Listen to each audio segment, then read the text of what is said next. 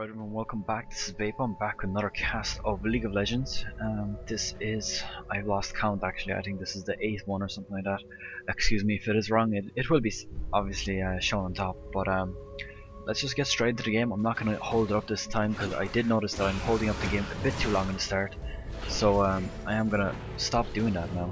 But anyways, on the blue team we have Vladimir, Rumble, Nocturne, Kog'Maw and Soraka. On the purple team we have Varus, Janna, Ryze, Swain and Skarner in the jungle. So basically what we have here is a typical setup. Of course on both sides we have a few tanky champions, an AD carry, a few APs, rather 1 or 2 APs. Usually people build 2 APs nowadays. I don't know what happened to the metagame. It used to be 1 AP, 1 bruiser, 1 tank, usually in the jungle, or the bruiser could be in the jungle and the tank is at top, and 1 AD carry. I'm not sure if I said that all correctly, but we are gonna have Vlad versus Swain in the middle. Both champions pretty sustainable, particularly after level 7 or so. Swain of course gets his sustain at level 6, whereas Vlad does pick up his sustain at about 7 when his cooldown is very low. And a failed gank from Nocturne. Actually I do believe that he's not even going to get close to killing Swain here. Swain is going to slow him down, probably just going to do a few hits, but Skarner is going to actually see him here, and they could pick off Nocturne as a counter gank here, and yeah, I do believe they are going to pick him up with Vlad not being able to do anything. Of course Skarner picking up that first kill, and Vladimir is going to run away after pulling. Of course not wanting to give away 2 kills at the same time. That would be a very bad engage of course. Actually at top we have Ryze getting picked off by Rumble, and this does happen quite a lot. Rumble does do a lot of damage, especially after his heat goes up. His auto hits start doing crazy amounts of damage, which could be considered a bit overpowered. I mean, when he can't do any more damage, which is a bit similar to a caster running out of mana, then he ends up doing more damage with his auto hits. Actually they are going to spot Skarner here, and he might actually try to kill or at least harass Nocturne a little bit, even though he is going to get spotted by Vladimir as well. So Skarner is just going to do steal a few kills here and then back off to stay safe. Vladimir getting a bit low here. I'm not quite sure if Swain is going to try to dive under this turret, because Vladimir of course could pull, considering it is ready, and Swain probably does know this. So at bottom, Kog'Maw versus what's his name, Varus. Both are actually going to have a crazy hard time after 6. Varus of course having a long range from the very beginning with his Q charge up, but Kog'Maw gets very dangerous after level 6. He does end up having that really long barrage, which also does quite a high amount of damage, and you know, even though being very squishy, he can harass from very far away, which means even though Varus will probably take him on one-on-one if they're staying close, Kog'Maw does end up having the advantage of having such a long range every few seconds. Actually, let's quickly look at the cooldown. It is a 2-second cooldown, so you know, Kog'Maw really is going to have no trouble here. Actually, we are getting a ping here up on Ryze, but Skarner was up here. I don't think that the Skarner was actually spotted, but he does get spotted now. I do believe there's a ward here from the blue team, and there is actually Swain going down pretty low here. I am missing all these close kills, and actually Swain probably going to get killed right now. 149 health. This could probably finish him off, and it does. Vlad should not have went under that turret, but he does, and luckily he does escape because he didn't have enough health to tank that third hit. He would want to probably head off now because Skarner is coming to bottom, and not the best place to actually teleport back, because Skarner could have come out from here, even though he was spotted earlier from on top, so that doesn't really make a difference to him right now. So as usual, Varus is doing his constant harass with that Q. Let's have a look quickly at what their starting items are for. Boots, of course. Boots does seem to be the metagame right now. Nobody seems to be building Dorans as their first item, as boots are very important for escaping and pulling off ganks / kills in your lane. So yeah, so far it's being a bit quiet right now. Actually, we do have 2-1 right now in favor of the blue team. They are a little bit behind on gold, but that is probably due to the fact that actually I'm not quite sure. Let's have a look. I'm not seeing why they have Oh, there is. It's because Swain did pick up an assist as well on one of the kills, so that is why they are slightly a bit ahead on gold. Let's have a look at the goals tab actually, just to quickly compare our AD champions. Kog'Maw at 2.1 thousand compared to Varus's 2.2, so very close there, tied up, with Varus just being slightly ahead because of those 6 minion kills, which Kog'Maw could get back in like a matter of seconds. So nothing major there. Of course, Kog'Maw is going to be starting to do quite a lot of harass, so any gank down at bottom would be very deadly right now. Of course, Soraka should be. Actually, I did miss a kill up here. Rumble is going to be getting more and more difficult to take on for this Ryze, because Rumble, of course, is a semi-tanky AP carry. So Ryze is going to end up having a very difficult time until the very end. Actually, Nocturne jumping onto Swain here. I'm not quite sure if that was a smart idea, but Swain could probably pick off Nocturne, which he does. Swain actually just about surviving, and Swain is going to get a double kill here. Actually, Skarner didn't even help here whatsoever, which was a bit bad for Skarner in terms of wasting time here. But that was a very poor engage from Nocturne. He did dive a bit too far, pulling Vladimir in with him, and of course that did end up giving Swain a double kill in return for one. I do believe it was Vladimir, yes, that picked it up, but definitely not worth it, because of course Swain is now on 2 kills as well, and basically tying it up in the middle. Swain is a bit ahead on gold now though, because he does have more minions, slightly more minions, as well as having an extra assist. But he's gonna get even more gold now if they do pick off this dragon without any contested play here from the blue team. Kind of losing my words there, but yeah, they are gonna pick up this dragon. I don't believe blue team has seen this at any time, and I don't think they do, because they don't have any wards here, and they didn't quite see anybody going there, except for the fact that the bottom team was missing. But that could have been for any reason. They could have all went back. They could have went to gank, but there was a retreat ping coming in from probably the blue team, just in case the purple team was coming in. And actually Kog'Maw is going to get a bit aggressive here, probably surprisingly going to easily be able to take on this Varus, and that is probably due to the fact that he does have an extra Doran's Blade, which means he is going to be almost 10 AD ahead of him. So actually he is dropping a bit here, and he could go down. This is very interesting here. It did turn around very quickly. Varus was very quickly going down, and then all of a sudden, out of nowhere, with that ult, Varus is ahead.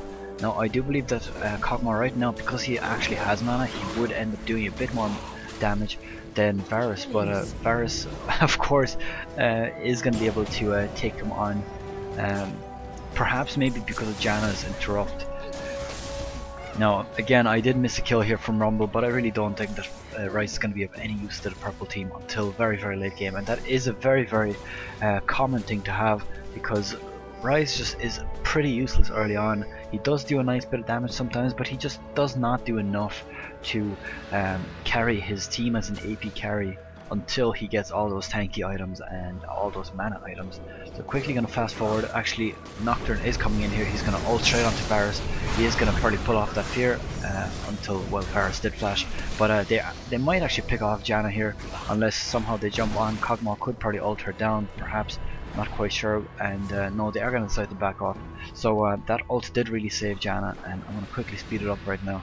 Maybe see if any more interesting engages happen. Going up to ×4, we are just seeing back and forth here between Vlad and Swain. Actually, Skarner is waiting for Vladimir to overextend onto the low health Swain here. But again, this could end up going very badly for them, unless Skarner of course can pull him back and pull off that kill. Nocturne is coming back around here as well, probably going to try to gank this Swain, and none of these guys actually know that they have enemies coming onto here on each other. But I do believe Swain is going to get taken out here straight away by Vladimir. Vladimir is going to escape, and I do believe that Skarner could go down here. Well, actually, this could be very dangerous for them right now. I do believe he's going to escape, and if he needed to, he would pool. But with that heal, of course, Vladimir, I'm not quite sure why Vladimir now takes heal. It seems to be a very popular build. I've seen this quite a few times actually. This Rumble is just having a heyday with this Ryze. Although Ryze did take out Rumble and get a lot of gold off him for a shutdown kill. with the help of the turret, of course. But still, I don't believe that this Rise is going to be of much use until very, very late game. You can see that he's building his Tear of the Goddess as well as Catalyst the Protector, whereas Rumble is building a Hex Deck Revolver, which is giving him a bit of sustain as well as a bit of damage. And until Rise turns that Tear of the Goddess into an Archangel Staff and Catalyst the Protector into either a Banshee's Veil or a Rod of Ages, most likely the Rod of Ages, he's just not going to have any damage, and it is a bit unfortunate that Rise has to build like this nowadays. Even though Riot did address this recently by changing lowering the mana ratios and adding a bit of AP ratios, I don't think that the AP ratios are quite high enough to force Rise into building AP items. If it's like they only added about 0.1 to every AP ratio, something like that. I'm not quite sure the exact numbers right now, but they probably should have actually doubled those AP ratios almost, because then people would actually end up building him like a glass cannon like they generally do with AP carries these days. Skarner doing quite a lot of damage actually on the board of them. I do believe he might try to pull one of them right now, and or at least pick off one of them, but yeah. Well, this could get dangerous actually for Varus. He did dive, but I don't believe that it was purely because of that exhaust that they didn't pick off that Kog'Maw. Kog'Maw did take about 3 auto hits while being at under 10% health, but exhaust of course negating that damage. So Rise is coming down to mid here. I'm not quite sure why, but he's not going to be able to do much to Vladimir, especially with the fact that Rise does not have that much damage. He has no AP, and looking at his overload right now, it does plus 116 damage from his mana. And of course all the other items, all the other skills getting the same bonus. Actually Swain is going to go down here, not able to do anything even though he does ult, but Swain is one of those other champions which kind of shines late game, but he is quite useless early on because he simply does not have enough sustain. He does have sustain against minions, but when he gets ganked he doesn't have enough damage to counter gank it or to prevent the gank. And of course Swain does need, I believe, Ghost and Flash. Many people build Flash these days, and as you can see, this this game actually has 10 flashes in it. I do believe it is a bit bugged. I don't think that that it should be even in this game. I mean, what kind of retarded skill lets you just teleport around the place? If it was up to me, I would completely remove Flash. I would add maybe an improved Ghost or something to give you, I don't know, maybe 50% run speed instead of 34 or whatever percent it is when it's increased with the talents. They are going to probably pick off at least Soraka here, or yeah, they're probably going to get Kog'Maw as well, because they are going to pull him back, and I don't believe they're going to let him get away even if that's a dive. So whoa, actually the heal going off on Kog'Maw, which means they are going to back off. Rise is probably going to do quite enough damage here to pick off Soraka, but Skarner is actually getting picked off from back here from Kog'Maw's ult. But they are going to back off. This Rise actually being quite annoying here, and Rumble arriving very, very late. But I do believe Rumble is going to pick off practically everyone here. Even if they do pick off what's his name, Kog'Maw right now, I do believe that Rumble could take on all 3 of these guys just purely with his burst. At least Varus maybe. We'll see how that goes right now. They are pinging like crazy here, trying to catch up to this Varus. But I do believe that if Kog'Maw got a bit too involved here, he could end up getting taken out. But Vladimir is coming down here. Kog'Maw is gonna probably pick off Rise here. He knows he can't get very close. Actually, Vladimir stole that. He shouldn't have done that. But yeah, Varus did get killed, and that was a bit inevitable, really. They were running through their own jungle. They should have just ran through Vladimir. I do believe that perhaps if they got lucky, they could have somehow duped Vladimir or went through these turrets without getting hit too many times. So Blue is going to grab Dragon here. I believe the first one was grabbed by Purple Team. So I do believe this makes them even on dragons. Blue team is actually also miles ahead on kills, one third ahead also. They are being pinged to back off, so they're going to do that. I don't believe they want to risk anything right now after being so far ahead, and of course wasting these wards for now. Blue jungle is actually quite warded here. They would be detected. I mean, blue team would be noticed leaving their jungle from any point of view right now. Even if they try to go around here, the chances are nobody's going to go through here, and they end up going through here, leaving blue team very, very, very defended. Purple team did just lose a turret. I do believe it was the top turret, and not quite sure why Swain was not able to stop that, but Purple team is very much behind right now. They are at two turrets behind. horrible at math right now. 7 kills behind and 5.6 thousand gold. And let's have a quick look at the gold actually. Varus compared to Kog'Maw. Kog'Maw is about 600 gold ahead right now. What's his name? Rumble at 5.9 compared to Swain at 4.7, actually almost 4.8, which means Rumble is, sorry, what am I comparing him to Swain for? He is still quite a lot ahead of Rise, but of course that is to do with Rise being at 3.5 and Rumble being at 5.1. So actually we do have a bit of invasion coming in from the purple team, and they are afraid to get spotted by a ward, but of course this ward is going to spot them anyways. Of course, getting pinged straight away, blue team is going to back off back towards Vladimir up on top. Skarner is coming into the jungle here, but I don't believe, well actually he could end up grabbing one of them here. At least perhaps getting Kog'Maw or Vladimir. Yeah, they're going to grab Vladimir, but Rise is getting jumped on straight away by Nocturne, and Skarner is getting taken out. Straight away Varus is going to jump onto Vladimir. I'm not quite sure if that was the best idea. They should have probably went for Kog'Maw, but they did pick him off, as well as looks like Nocturne is going to get taken off here. I don't believe he's going to have enough mana to take on Kog'Maw, but Varus is going to chase him, and he will probably pick him off. The chances are that Kog'Maw will not escape here, especially if he charges up his Q right now. It is almost up cooldown, and I believe he is going to charge and pick that up. Yep, and there goes the kill, and not a worthy engagement for them. I do believe that purple team did get a bit too many kills from this, and it's going to put purple team a little bit back into the game. They're only about 3.8 thousand gold, 3.7, something like that, thousand gold behind right now, which means that purple team still have a chance in this. It is not over, and this could be anyone's game still. A bit closer than last game. Last game was a complete demolition, and that has happened quite a lot of times now in my casts. Unfortunately, that's how a game tilts very, very often, unless it is competitive professional play where the teams are both good, they don't give up, and they farm like crazy. Of course, making many, many less mistakes. Blue third does, of course, lose a third eventually. Gonna put the purple team back in this game right now. They are only 2.3 thousand gold right now behind the the blue team. So purple team of course still have a chance. They are only 4 kills behind, 1/3 behind, and the next dragon, which I believe is going to be in about 2 minutes, could have a big part in who wins, because it's going to give a lot of gold to every single person on the team. Well, you know, dragon gold. Whereas overall to the team it's going to give a nice bit of gold, especially for Janna. Janna is probably very reliant on dragons and her gold per 5 items, but dragons probably mainly because they give her a nice big chunk which can buy her 3 wards straight away. And actually dewarding right now, I do believe that is a good idea. Of course Soraka not going to be able to do anything to this ward. I don't know why Janna actually backed off here.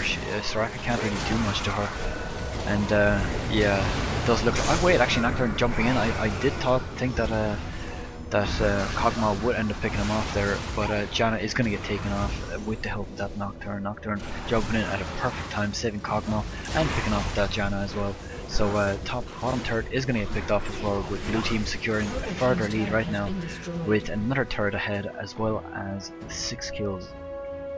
So blue team are pulling ahead a little bit again.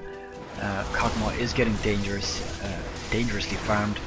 160 million kills compared to Varus' 156, actually very close, but he does have an extra kill, which means he is about 800 gold ahead. And purple team did just lose another turret, putting them another turret behind. They are at 4 turrets lost to 1, completely sitting in the jungle right now. I do believe they're going to start setting up for a dragon very, very soon. I'm not quite sure if either of the teams have a perfect timer, but I'm sure one of them does. This is a random queue, by the way. Oh, look at that for timing. That was very, very lucky, perhaps probably a bit too risky, and could sometimes cost you an early death, which not very worth it. But I suppose that Skarner should have used that long range crystal thing that they got, because he did just give away that kill, or rather not take that kill, probably more correct way of saying that. And Vladimir is about to get very, very annoying right now. When he does get that Rally Scepter built, he's going to be slowing on every single one of his Qs. And looking at his Q cooldown, this guy has 3.44 second cooldown. Let's look at his cooldown reduction actually quickly. 14%, which is coming probably mainly from the Spirit Visage and Talons. And Actually, Rise does grab that Kog'Maw here. I do believe that the Kog'Maw is going to get taken out if he's not careful. Nocturne is jumping back, counter killing that Rise actually, and getting a lot of trades here actually. Kog'Maw going down, Varus going down, and Swain just going down right now with 3 kills actually lost for the purple team. This is not looking for good for purple team. Actually, Dragon did respawn. Soraka did go straight down to it to make sure that nobody's going to try to kill it from the purple team. So blue team is going to try to get another safe Dragon right now. They can't really be contested. They are missing all their damage except for of course Skarner, but Skarner is back at base, which means they do have a free Dragon picking up 190 gold, meaning 3 wards for the support. Well, just under, but you know, it does kind of, after 3 seconds you will have enough gold for those 3 wards. And looking at the game right now, I do believe that the blue team is looking in a very, very dominant position. They are 8 kills ahead, they are 3 towers ahead, and 6 point something gold. Yeah, something like that, I'm not quite sure. 6.5 gold right now. Seeing as that they turned to 31, doing decimal addition subtraction is very annoying while trying to cast, but I will give it a rough estimate of it as to not embarrass myself too much. Vladimir is going to do a bit of harass, but of course Vlad doesn't do that much damage with just his harass. If you only get 1 off, you must get them off, get off the queue every like few seconds, otherwise it's just not worth it. But of course, doing any bit of damage onto the enemy team is always nice, so why not? Especially the fact that it does give him back some health. He is going to be trying to keep up that E of his as soon as he does notice an enemy, because of course it does stack up an extra bit of damage, although while costing more. But that doesn't really matter for Vladimir, as he does leech back a load of health. They are going to be possibly setting up for a Baron kill here, but they are not aware of purple ward right here. Let's just quickly, Soraka does not have an oracle actually, which means they are not going to be able to spot that ward, which means if they do try for a Baron kill, which I don't believe they are going to, they could risk getting killed. Actually, she does get a pink ward in here to de-ward that, which means they could set up, unless Skarner actually grabs her here, he could easily grab her. She does flash, and of course, though he could have probably ulted her and then ended up bringing her to Rise or Swain, and Swain could have done enough, perhaps done enough damage to kill her before she would get over to that wall again. But I'm not sure why he did not give the blue buff to Soraka. Of course, you do see this quite a lot in solo ranked games, especially in lower ratings, because people just simply do not understand that they should be giving stuff like that to supports / AP casters. Another ward here actually placed, and the pink ward did get removed here from the blue team, which means the purple team could try to steal this, and I do believe they are going to try to contest it. That W actually coming in a bit early from that Swain. I do believe that it was a bit early, but a good engage from purple, as although the fact that the blue team is so far ahead does mean that they do way too much damage to just engage like that, which means they do lose 3 people right there, and losing 3 of their main DPS was actually, of course the AD carry is still alive, but alone the AD carry would just get demolished in 2 seconds. That could get dangerously low here, and I do believe he is going to actually get killed. That was very, very careless of him, but I guess it might be worth it to distract them enough from getting a Baron, although they don't get it. I don't think that Varus could have taken him on if he would have jumped in a bit too close there. Of course, Kog'Maw could have slowed him down, Soraka silenced, and Nocturne probably got a fear as well as you know, a bit of damage in there. I don't believe his ult is up just yet. No, it's not. There's still 55 seconds from when I said that, and I just think they should have went for that Baron kill. They maybe would have. It would have been risky, I suppose. They could have lost a few kills, maybe 1 or 2. Like for example, Soraka and Nocturne could have possibly went down. But if they would have gotten a Baron for it, it would have definitely been worth it, because one, they're preventing the purple team from getting Baron, as well as every single person on the team getting gold, whereas Varus was the only one on the purple team that would have gotten gold, even though it would have been for 2 kills, potentially for 2 kills. Then I do still believe it would have been worth it, to be honest. But Varus is actually pulling, I do believe, pulling a little bit ahead of Kog'Maw in terms of gold, probably even. 9,000 to 9.4. No, there must have been dragons and not a Baron, but dragon kills that put that Varus behind. Well, I suppose he is a kill and an assist ahead, but of course the minions being very, very important in terms of gold. I do believe that Varus is going to eventually catch up. Let's actually look at his stats quickly. I do believe that he might have a bit more AD because he does have that B and Bloodthirster up, whereas Kog'Maw did go for a Wriggled Lantern. So let's find Varus right here. He does have 266 AD to 1.4 speed compared to 191 AD to 1.8 speed. That probably does still favor Varus in terms of damage, but looking at Kog'Maw still, he does have a Phantom Dancer, and of course Varus does too, so I guess that doesn't really make sense. Actually, Vladimir disconnecting here. Where is he? He is running back automatically. Good thing that Riot did implement this recently. I really hope that he is going to come back very soon, so it's not going to affect him too much, because of course blue team is ahead right now, which means getting one less player right now could turn this whole game around in purple's favor. But right now it is looking pretty grim for blue team, as Vladimir is away. Purple team could do as much as they want, but no, Vladimir is going to come back just in time before any dangerous engages are going to happen. I'm going to speed up a little bit, back to normal speed, and I'm not sure why Scanner is just sitting here doing absolutely nothing. He should be at least maybe jungling, trying to get a bit of experience. Blue team is pinging to Baron, but I do believe that this would be a very, very horrible engage. They are going to spot this ward. There's no ward inside the Baron room, but purple team is going to actually grab Vladimir here. Vladimir is probably not the best person to grab because he does of course that pool, which means all their burst was gone to shit right there. Kog'Maw is going to pick off 2 kills right here, as well as probably picking off this third. No, Soraka steals it, and this just went very, very, very poorly for purple team. They engaged a bit too early on the Baron. They should have probably waited a slight bit more. They're going to kill off this ward, which means that they're not going to be seen anymore, and I don't believe that that Varus is going to steal that in time. He's just going to help him get it. So yeah, free Baron kill for the blue team.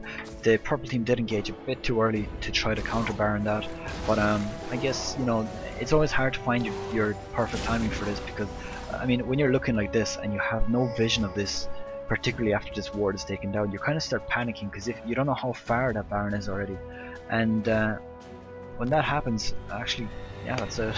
When it happens, you know, I start panicking and making mistakes, and of course that may sometimes cost you the game. Of course, purple team did surrender there.